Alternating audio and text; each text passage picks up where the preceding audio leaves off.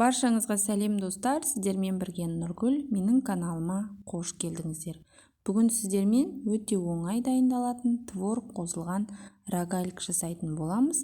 Ол үшін видеоны соңына дейін қарауды ұмытпаңыздар. Бірінші творогымызды ыдысқа салып, үстінен 3 ас қасық қантымызды салып, жақсылап араластырып аламыз.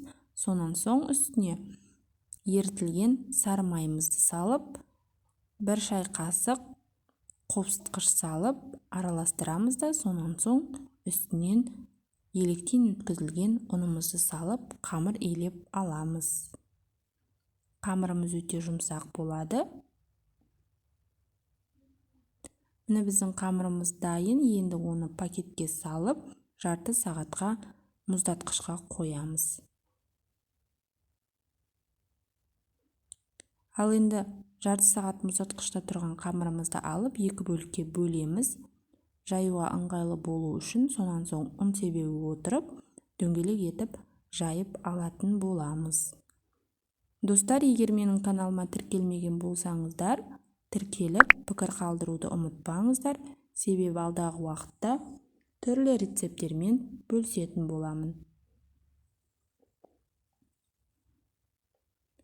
Жайылған қамырымызды тура видеодағыдай үшбұрышты етіп кесіп аламыз. Сонан соң орап рогалик пішініне келтіретін боламыз. Ортасына варенка салсаңыздар да болады. Мен осылай жасадым. Осылай да өте дәмді шығады. Міндетті түрде жасап көріңіздер. Барлық рогаликтерді орап болған соң табамызға жайғастырып, бетіне жұмыртқа жағып, қызып тұрған пеште 180 градуста жарты сағат пісіретін боламыз. Міне біздің рогаликтеріміз дайын. Үстінен қант ұнтағын сеуіп ұсынсаңыздар болады. Өте дәмді болып шығады. Міндетті түрде жасап көріңіздер.